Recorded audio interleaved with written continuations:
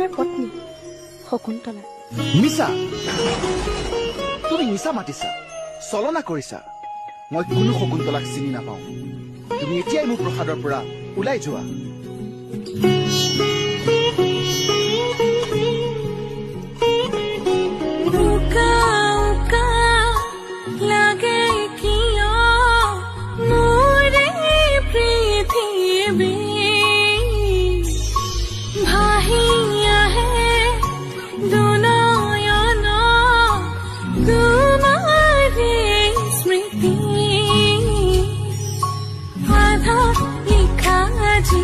ভাল পোৱা জানো